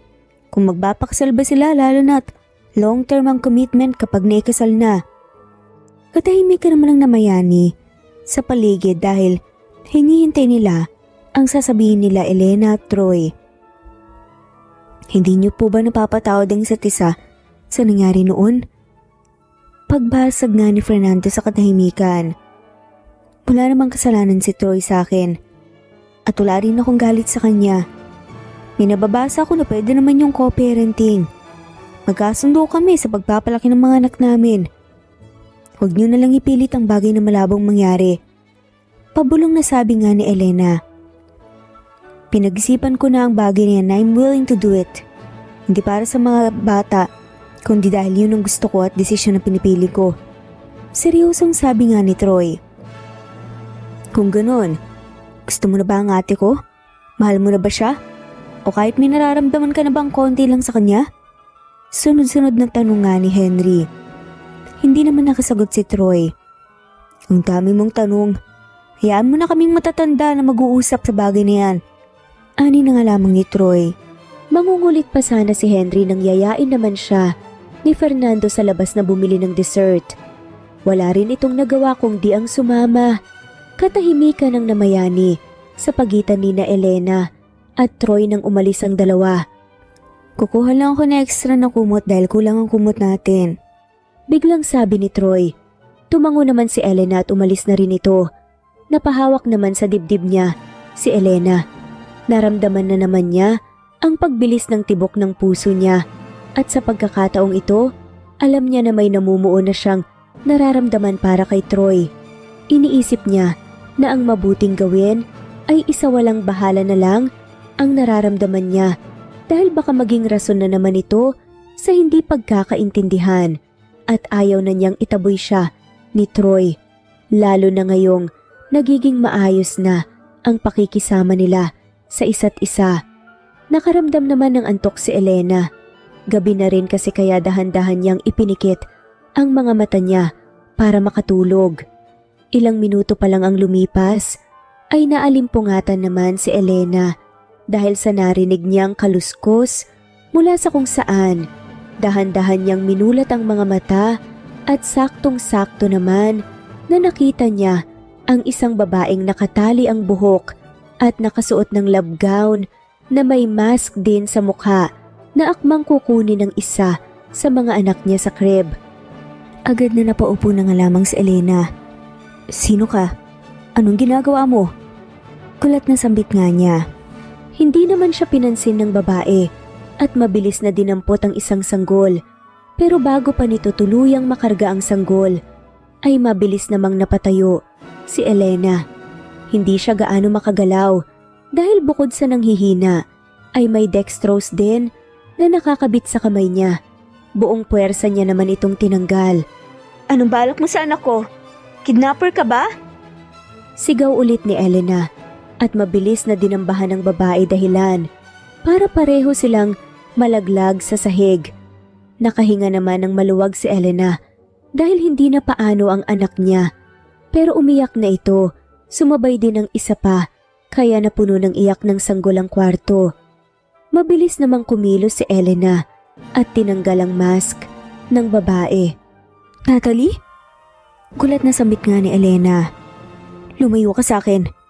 Singhalaman ni Natalie at sinubukang gumapang palayo kay Elena pero hindi nga siya hinayaan nito na makaalis na nga lamang ng basta-basta. "Ano bang nagawa ko sa'yo, ha? At pinarurusahan mo ako ng ganito? Hindi ko naman kasalanan kung hindi ka nagustuhan ni Troy. Bakit sinisisi mo sa akin ang lahat? Wala ka magagawa kung walang talagang interes ang isang tao sa'yo. Hindi mo mapipilit ang bagay-bagay." Pangangaral nga ni Elena. "Kung hindi ko man lang din makukuha ang gusto ko, hindi ko hahayaan na makuha ng iba yon. Ibang miserable. Ang gusto kong mangyari, gusto ko parehong mangyari yun sa atin. Walang magiging masaya." Sigaw ulit ni Natalie at buong puwersang umikot. Nagpalitan naman sila ng posisyon ni Elena at siya na ngayon ang nasa ibabaw nito. Sinabunutan niya ang buhok ni Elena at pinagsasampal. Hindi naman nagpatalo si Elena kahit na nawawalan na siya ng lakas at nanlalabo ang paningin ay gumanti rin siya. Sinabunutan din niya si Natalie at nagpupumiglas para makawala rito. "Bitawan mo ako! Walang yakang babae ka?" Paulit-ulit na sigaw ni Natalie. Makalipas ang ilang sandali ay bigla namang bumukas ang pinto. Gulat na gulat si Troy nang makita ang dalawa na nagsasabunutan sa sahig. Mabilis niyang inawat ang mga ito at siniguro na hindi makakatakas si Natalie. Tumawag na rin ng pulis si Troy para ipadampot si Natalie. "Hindi mo pwedeng gawin sa akin to, Troy. Mas may pinagsamahan tayo kaysa sa babaeng yan. Niloloko ka lang talaga niyan. Binibilog lang niya ang utak mo." Singhal ni Natalie, nakasalukuyang nakaupo sa isang upuan. Nakagapos nga ang kamay at paa na tinalian nga ni Troy ng manipis na kumot. "Tumigil ka na sa kabaliwan mo, Natalie. Ilang beses mo nang pinahamak ang buhay ni Elena at dinami mo pa ang mga anak ko." Galit na sabi nga ni Troy. "Isisisi mo ba talaga sa akin lahat, Troy? Mahal na mahal kita at hindi ko kaya na makita kang kasama ng iba. Lalo na sa babaeng yan na walang ginawa kundi ang lokohin ka at perahan." "Stop it, Natalie, okay? Hindi ako niloko ni Elena. Ang dami nga niyang naitulong sa akin kaysa sa'yo. At hindi niya ako pinerahan. Ang lolo ko ang pinerahan niya dahil sila ang may kasunduan at hindi naman yung labag sa loob ng lolo ko na makapagkasundo kay Elena. At alam kong alam mo na marunong akong kumilatis ng tao. Lalo na kapag tinitignan ko lang sila sa mata. Anong ibig mong sabihin sa mga sinasabi mo? Don't tell me. Nahulog ka na sa babaeng yan. Dahil ba nabuntis mo siya? Kaya rin kitang bigyan ng anak kahit ilan pa, Troy. Kayang-kaya. Bigyan mo lang ako ng chance." "Tumigil ka na, Natalie. Wala akong nararamdaman para sa'yo. At hindi kita kailanman bibigyan ng chance. Baguhin mo na lang ang ugali at buhay mo. At baka may pumatol pa sa'yo sa hinaharap. Sisiguraduhin kung pagsisisihan mong ginawa mo sa mag-ina ko." Bumukas naman ang pinto sa kwarto at pumasok doon ang mga pulis. Kasunod ng mga ito sina Fernando at Henry na nagtakat agad na inalam kung ano ang nangyari. Inayos naman ni na Fernando at Troy ang lahat para masampahan ng kaso si Natalie at sisiguraduhin nila na hindi ito makakapagpiyansa. May dumating ding nurse na nag-asikaso sa mga sanggol ay kay Elena. Ayos ka lang ba ate? Hindi ko alam kung gagaan ba ang loob ko dahil sa wakas ay nahuli na ng babaeng nagtatangka sa buhay mo. O kakabahan dahil baka pwedeng maulit na naman to. Lalo na't baka hindi lang babaeng yun may gusto kay Kuya Troy. Baka may mang-away pa sa'yo dahil hindi sila boto sa inyo ni Kuya Troy. Nagala lang sabi nga ni Henry sa ate niya. Ayos lang ako Henry. Wala akong dapat ipag-alala dahil kilala mo naman ako. Palaban at matapang ako. Saka hindi ako na matatakot dahil nandyan ka naman at may iba pa sa mga nakapaligid sa atin handang tumulong at sumuporta sa akin. Wala rin namang saysay ang buhay kung puro saya lang. Ang mahalaga may kasama ako na harapin ang mga pagsubok na dumaan sa buhay ko. Mahiting sabi naman ni Elena. Napabuntong hininga naman si Henry at tumango. Hindi na niya kinulit pa ang ate niya dahil halata ang panghihina nito. Pinagpahinga na lang muna nila si Elena at kinabukasan na nila ito kinausap tungkol sa detalye ng nangyari. Kalaunan ay na-discharge din si Elena sa hospital at matagumpay naman nilang nasampahan ng kaso si Natalie. Pwede ba kitang makausap? Napalingon naman si Elena sa nagslaita at nakita si Troy na binuksan ang pinto ng kwarto niya. Ngumiti naman siya sa katumango. Pinagmasdan niya ulit ang kambal na mahimbing na natutulog sa crib ng mga ito. May sariling kwarto na si Elena sa ikalawang palapag ng bahay ni Troy. Nasa kabila lang ang kwarto ni Troy. Madaling araw na yata. Gising ka pa? May kailangan ka pa ba? Ano ang gusto mong pag-usapan? Sunod-sunod na tanong naman ni Elena saka tumungo nga sa dulo ng kama niya at tumupo roon. Nanatili namang nakatayo si Troy sa harap niya. Hindi kasi ako makatulog. Iniisip ko ang pagpupuyat mo dahil sa mga bata. Gusto ko sana na ako na lang magpuyat para mas makabawi ka ng malakas. Kaya ko nito Troy. Pwede ko namang tawagin si Henry eh. Kailangan mo nang makapagpahinga dahil nagtatrabaho ka.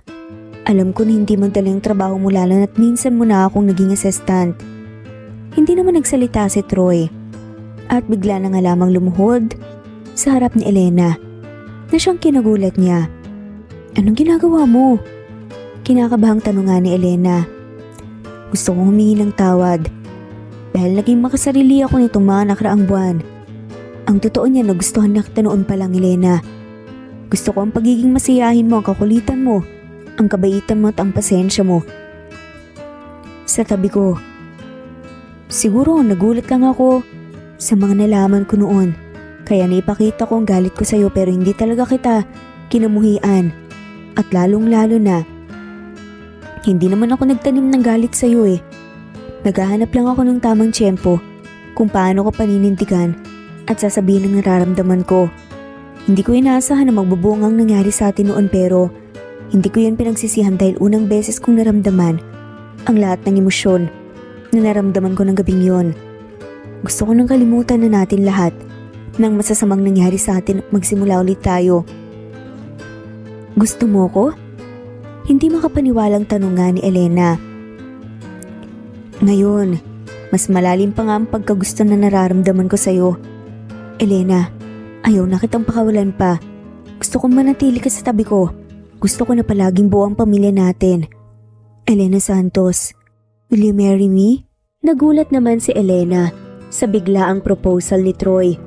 Halo-halo ang emosyon na nararamdaman niya sa mga oras sa ito pero alam niya sa sarili niya na may nakahanda na siyang sagot sa tanong ni Troy. Yes, payag ako na magpakasal sa'yo. Sagot nga ni Elena.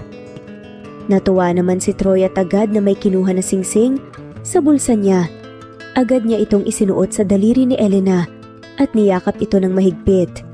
Niyakap din naman siya. Bakit late na ang singsing?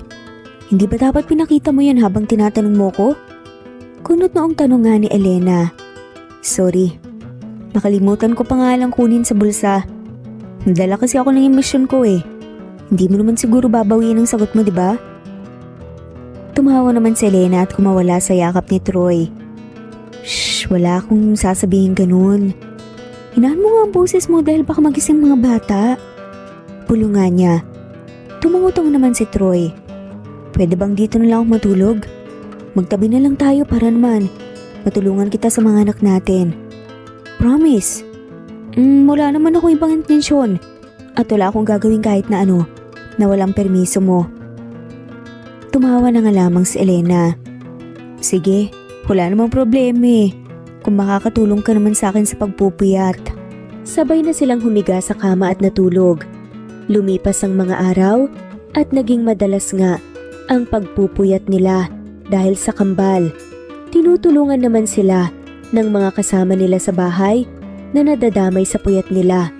Kahit ganoon ay ini-enjoy naman nila ang bawat oras na ginagawa nila dahil kapag lumaki na ang mga bata, mamimiss nila ang magpuyat. Mas naging maalaga rin naman si Troy kay Elena, lalo na't nasa postpartum stage ito.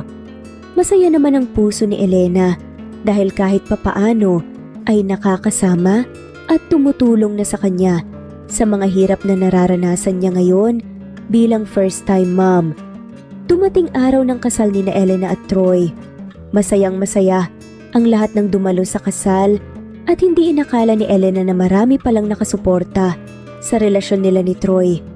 Congratulations, Elena. Hindi ko akalain na makakapangasawa ka ng mayaman. Ang swerte-swerte mo pero syempre, deserve mo pa rin naman dahil mabait kang tao. Ang bilis ng panahon mula sa pagbebenta ng pechay, naging instant wife ka ng isang bilyonaryo.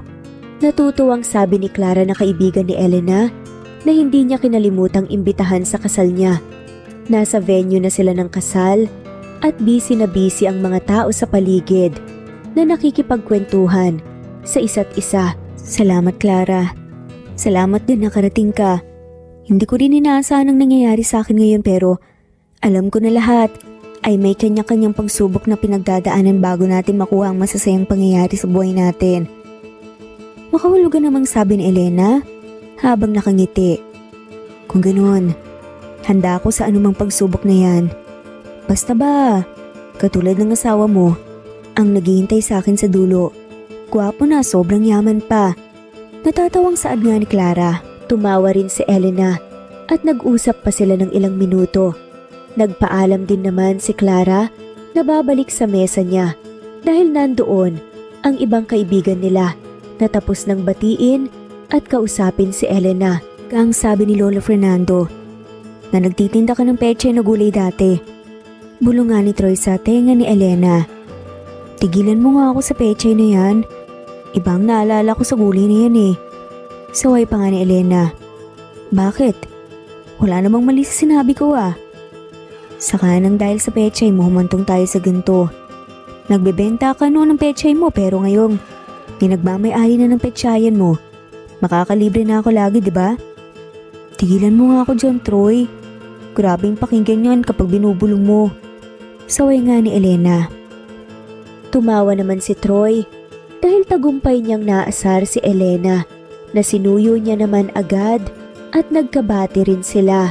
Nagpatuloy naman ang selebrasyon sa kasal ni na Elena at Troy. Naging matagumpay ang lahat at nag-enjoy din ang lahat, lalo na't bonggang-bonggang talaga ang selebrasyon na hinanda mismo ni Fernando. Kalaunan ay nagpatuloy nga rin ang bagong yugto ng buhay ni Elena kasama ang binuong pamilya nila ni Troy.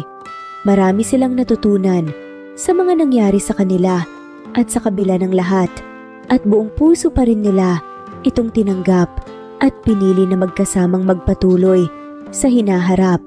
Mommy, may nang-away po kay Timothy. Pagsusumbong nga ni Tristan. Habang palapit nga ang mommy niya.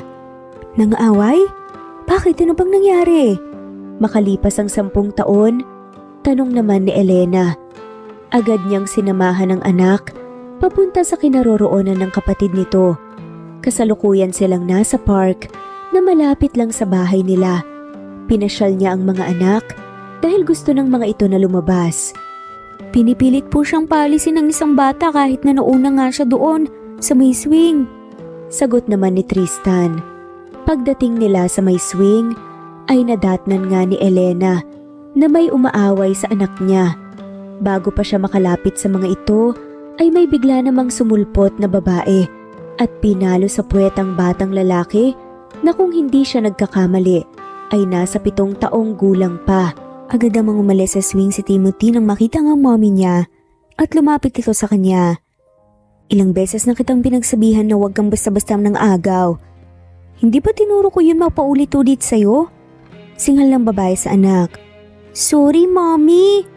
Umiyak namang sabi ng bata dahil nasasaktan na nga ito sa pagpapalunga ng mommy niya sa kanya.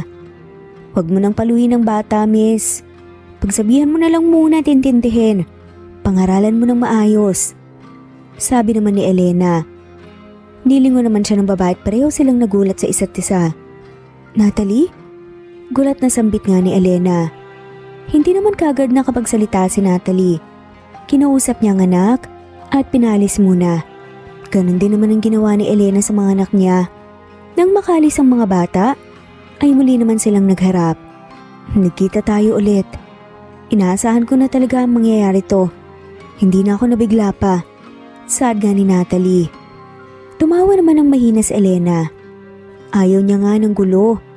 Kaya nagdesisyon na nga lamang siya na tumalikod pero bago pa nga siya makaakbang, nagsalita naman si Natalie. Hindi ako hihingi ng patawad sa ginawa ko noon. Dahil bukod sa nahihiya ako, nakuha mo na rin naman ang kagustuhan mo na may kulong ng ilang buwan ako.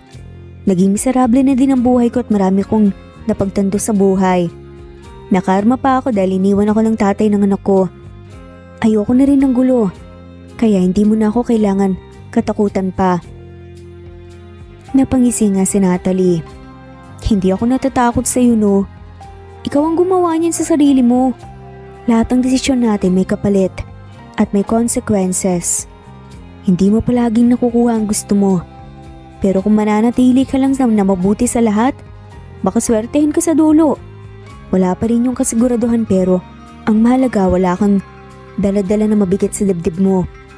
Sabi naman ni Elena, sa kanilingon si Natalie at nginitian. Huwag ka mag-alala. Matagal na akong walang galit sa'yo. Kalimutan na natin ang nakaraan at magpanggap na lang na hindi natin kilala ang isa't isa. Yun ang mas nakakabuti para sa ating lahat. Dagdag pa nga niya, tuluyan nang tumalikod si Elena at naglakad papalayo. Tinawag ni Elena ang mga anak niya para umuwi na dahil maghahanda pa sila. Nagbabakasyon lang sila sa bansa, babalik na sila bukas sa States kung saan sila naninirahan kasama ang kapatid niyang si Henry. Ilang araw na lang at pasukan na ng kambal kaya kailangan na nilang umuwi. Hindi na rin binanggit pa ni Elena kay Troy ang pagkikita nila ni Natalie. Mas minabuti niyang kalimutan na lang iyon at mag-focus sa pamilya niya. Maraming natutunan si Elena sa mga hinarap niyang pagsubok. Hindi niya aakalain mapunta sa sitwasyon niya. Wala namang nakakaalam talaga sa kahahantungan ng mga desisyon na pinipili natin. Maaari itong magdulot ng magandang resulta at maaari ring hindi. Hanggang dito na lang ang aking kwento na sana ay may napulutan kayong aral. Muli, magandang umaga at salamat sa pakikinig. Not Green Fox, Carmelita Mendoza, Marilyn Babula, Berry, Liliano Bebe, Presbyteros Rose, Medel Talon, Jane, Lani Pardillo, Marlene Kayanan, Leonisa Azotes, D. Marie Ramos, Araceli, Lilio Saria, Miras Channel, Raquel Epe, Gina Tutor, Jane, Hartley, Sunshine Sotalbo, Maricel Cabigon, Merlin Baroza, Gina Marayo, Merlin Rodel Obejero, Hans, Cecilia Comoda, Tahan Vlog, Merlin, Kuya Atok, Maria Merly Brogada, Marilu Cabantac, Filipina, Eileen, Mercedita San Jose, Lovina Galang, Lilian, Teresita de Jesus, Monina Aviles, Yula Pedrona, Romana Gorospe, Rosemary Vasquez, Marley Lazaraga, Leonisa Azotes, Jocelyn Tancinco, Estelita Mahia, Ding Lege, Marisa de los Reyes Arroyo, Leia Paul Vinar, Steve the Music, Rain, Presbyteros Rose, Ostonalito, Alexa Ani, Matea Estrera, Agustina, Onaba Cogin, Jessica Vargas, Celine, Merlilyn Baroza, Annie Hoson, Elimana Lili, Mercy Villantes, Eli Evangelista Anderson, Eli Bitasolo of Italy, Ann Mariano, Fredelisa de Guzman, Carmencita Falcon, Merlin Bravo, Cecilia Ramos, Evangeline Zamora, Edralina Gatchoan, Marites Nitura, Agustina Niceto, Marian, Ann Aliflor, Lily Roda Barcial, Alma Ebdao, Minda Tandok, Flores, Melinda Sano, Thelma Mora, Juliet Panlilio, Edna, LV, Delia, Fenavares, Sally Lariano, London Villas, Danica Selga, Lani Pardillo, Teresita Schmid, Charlie, Nora Bell Evans, Roger, Lloyd Dasalon, Bella, Nelly Ortiz, Mary Rose Carillo Jesusa, Enday Samante, Enday Lebra, Yolanda Tejida, Honey Villasenor, Tessie, Marichan, Ann Mariano, Wilma Guzman, Gabrielio, Liu, Maria Rica Natividad, Melanie Juan, Anita Hernando, Teresita Arevalo,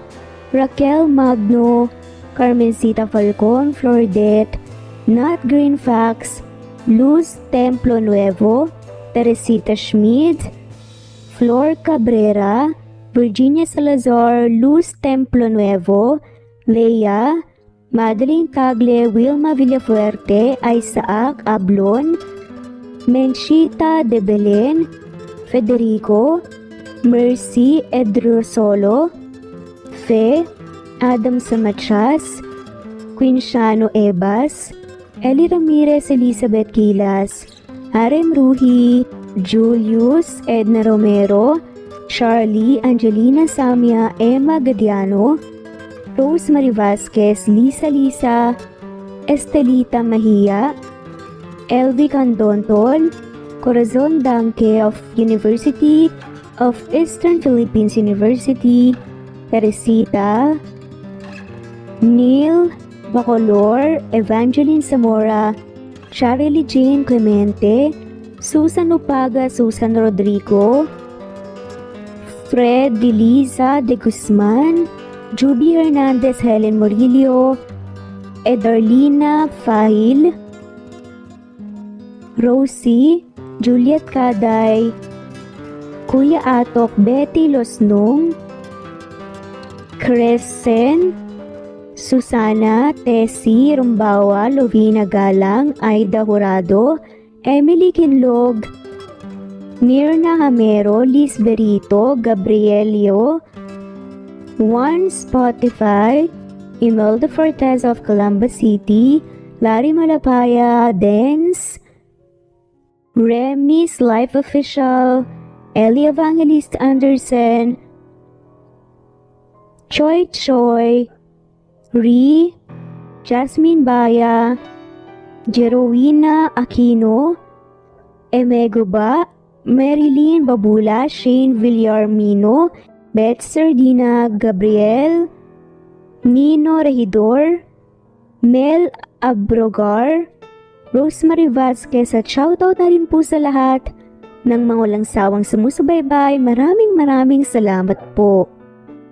Veronica Briseño, Violeta Murillo, Teresita, Teresa Bulie, Christine Flores, Nesbeth Anaban, Flor Salvalion, Kuwait, Raquel Labay, Kuya Atok, Lani Pardillo, Eva Violeta, Presbyteros Rose, Amy Regalado, Teresita, Res Cavilla Havana, Precious, Lilian Nobebe, Eli Evangelista Andersen, Marziel Arcilias, Rosemary Palaganas, Rose Martinito, Ding Lege, Alexa Gomez, Jomira Bueno, Amy Fenavares, Irma Emma, Lali Emralino, Tortillas Gaming, Matea Estrera, Anali Flor, Rosemary Tinito, Rosemary Palaganas, Excelsis Tagala, Emily Kinlog, Rosemary, MM, Penning Escal, Neri Cabangon, Lucia Baldo, Rosemary Vasquez, Londono Villas, Faye, Rosemary, Angelo, Vicky Adlaon, Mercy Villantes, Rezeline Unday, Allen, Ace, Nino Regidor, Jeyo Cadtec, Escapades Matilda, Irma Valerio, Agustina Aniceto, Cecilia Alvior, Naitan Canada, Lily Roda Barcial, Eli Ramirez, Doris Day Pangan, Lynn Lee of Macau, Reyes, Rebecca Tezuka, Noel Macero, Rizalina Credo, Mitchie Karch, Romel Carion, Juliet Panlilio, Lynn, Merlilyn Zenny Marion, Wenoni Anya Lucas from Bacolod City, Merlina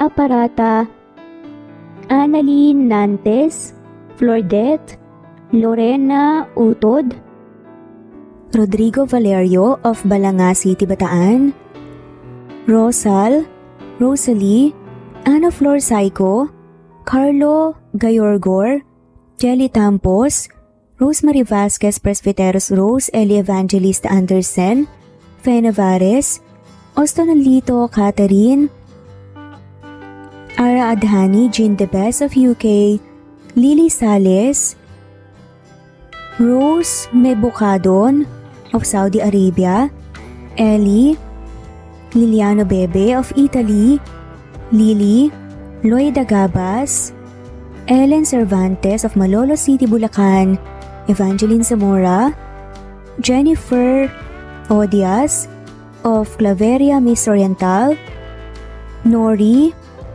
Annalyn Divina Gracia, Merlilyn Linley Nora Balias of Siargao Island, Meding, Elvi Candontol, Wilma Dargantes, Helen Murillo, Ara Adhani, Carmencita Falcon, Ederlina Albiso, Florence De Leon, Rebecca Tezuka, Annie Hoson, Matea Ejes, Nancy Navarra, Teresita Schmid, Mercedita San Jose of Antipolo City, Princess Rocker, Marilu Gulmatico, Ana Victoria, Imelda Forteza of Calamba City, Jan Lulete, Batang Ibunan, Pinay, Elsa Kimura, Fatima, Eli Ramirez of Caloocan, Liliano, Saida, Flordette, Helen Murillo, Jelly Tampos, Senen Orzame, Elaila, Leonisa Azotes of Bacolod City, Pasita Eliazar, Romana Gorospe, Flor Cabrera of Laguna, Carmencita Falcon, Ronilio, Conchita Alcos, Rosemary Vasquez, Eli Bitasolo of Milan, Italy, Marilyn San Jose, Fe Navares, Annie Hoson, Evangeline Zamora, Imelda Taay, Charlene Cartilia, Julieta Hermosura, Elvi Candontol, Teresita Schmid, Marilyn Sasaki, Christina, Jessica Vargas, Christian Fidelino, Marie Cristal Hilario, Elsa Opiane, Princess Rocker of Riyadh, KSA, Marisa de los Reyes, Merlilyn, Juliet Panlilio, Daisy Blaza, Susan of France, Mercy Villantes, Renalyn Obenza, Wilma Dargantes, at shoutout na rin po sa lahat na mawalang sawang sumusubaybay. Sa mga gusto pong magpa-shoutout, i-comment lamang po ang inyong pangalan at kung tigisan po kayo para ma-shoutout kayo sa next video. Thanks for listening. Muli ito ang Cat Amazing Stories. God bless everyone.